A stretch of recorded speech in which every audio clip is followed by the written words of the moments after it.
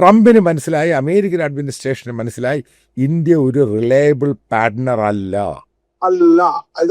Trusted partner അല്ല, ഇവരെ വിശ്വസിക്കാൻ കൊള്ളത്തില്ല. ഇതാണ് സംഭവം. കാരണം നമ്മൾ മനസ്സിലാക്കേണ്ട ഇന്ത്യൻ പോളിസി എപ്പോഴും മാറി. കഴിഞ്ഞ 25 വർഷം കൊണ്ട് പോളിസി മാറി.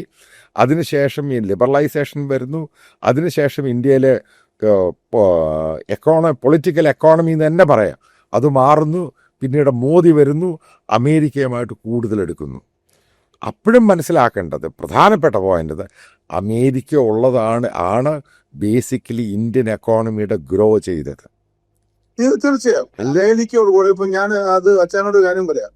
ക്ലിന്റൺ മുതലാണ് ശരിക്കും നമ്മൾ ആ ഒരു ചേഞ്ച് കാണുന്നത്. ക്ലിന്റൺ വന്നു, അതിനുശേഷം George Bush 2 time, Clinton 2 time, George Bush 2 time, പിന്നെ ഒബാമയുടെ 2 ടൈം, ട്രംപ് വന്നു. ശരിക്കും ആ സമയത്തൊക്കെ ഇന്ത്യൻ എക്കണോമി ഗ്രോ ചെയ്തുകൊണ്ട് അല്ല, അതിനു മുമ്പ് എവിടെയാണ് ചൈനക്കെതിരെ തന്നെ ഇന്ത്യയെ വളർത്തിക്കൊണ്ടുവരിക എന്ന് ഒരു ചെയ്തത് നല്ല കാര്യമാണ്. പക്ഷെ നമ്മൾ അതിന്റെ അഡ്വാൻറ്റേജ് ഇത് RSS ആണോ എന്ത് കുന്തമാണെന്ന് എനിക്കറിയത്തില്ല. ഇവര് ഈ ഓപ്പറേഷൻ സിന്ദൂറിൽ വൃത്തികേടുകയാണ്. അല്ല, ഇതിനകത്ത് ഞാൻ അറിഞ്ഞെടുത്തോളം, അപ്പം ഇന്ത്യയുടെ ഒരു ലോജിക്കൽ, ഇന്ത്യയുടെ എക്കോണമിയും ഇന്ത്യയുടെ ഒരു പൊളിറ്റിക്കൽ എക്കോണമിയുടെ ഒരു സ്വഭാവമുണ്ട്. അതിനകത്തോട്ട് ഹിന്ദുത്വ അജണ്ട അങ്ങോട്ട് കയറി വന്നു. അതാണ് പ്രശ്നം. ഈ മനസ്സിലായി, ഹിന്ദുത്വ അജണ്ടയും അമേരിക്ക എതിർക്കുക. ഒറ്റയ്ക്ക് നിൽക്കാൻ എന്ത് കിഴങ്ങ അവിടെ ഉള്ളത്? ഇവിടെ 4 ട്രില്യൺ പോലും ഇല്ല നമ്മുടെ.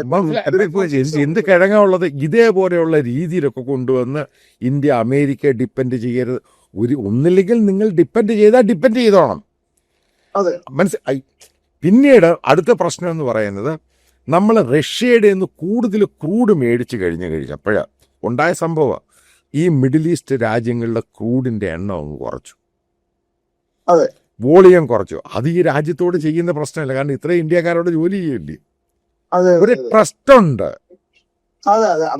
മനസ്സിലായി. ആ ട്രസ്റ്റ് ഈ രാജ്യങ്ങളില്ലാതെ ഇസ്ലാമിക രാജ്യങ്ങൾ പാകിസ്ഥാന്റെ കൂടെ പോകുന്ന രീതിയിലോട്ട് അങ്ങ് മാറി. ആ ഒരു സന്ദർഭത്തിൽ ഗ്ലോബലായിട്ട് അമേരിക്ക തന്നെ ഇന്ത്യയോട് ആവശ്യപ്പെട്ടു, വളരെ വിശ്വസനീയമായ സോഴ്സുകളിൽ അറിഞ്ഞതാണ്, ആവശ്യപ്പെട്ടു ഈ പറയുന്ന ഇസ്ലാമിക രാജ്യങ്ങളുമായിട്ട് ഇന്ത്യ ബന്ധം റീബിൽഡ് ചെയ്യണം. അപ്പം മോദിയും ഈ പറയുന്ന നഹ്യാനുമായിട്ട് പേഴ്സണൽ റിലേഷൻഷിപ്പ് ഉണ്ട്. ഇഷ്ടം പോലെ ഗുജറാത്തികൾ മിഡിൽ ഈസ്റ്റിൽ കച്ചവടം നടത്തുന്നവരുണ്ട്. ഓക്കെ, അത് അങ്ങനെയാണ് ഇവർ തമ്മിൽ കൂടുതൽ ബന്ധത്തിലോട്ട് പോകുന്നത്. നഹ്യാൻ എന്ന് പറയുന്ന പക്ക ബിസിനസ്സുകാരനാണ്, ഒരു നല്ല മനുഷ്യനാണ്, മോഡറേറ്റ് ഇസ്ലാമിക ലോകത്തിൻ്റെ ഒരു ഭരണാധികാരിയാണ്.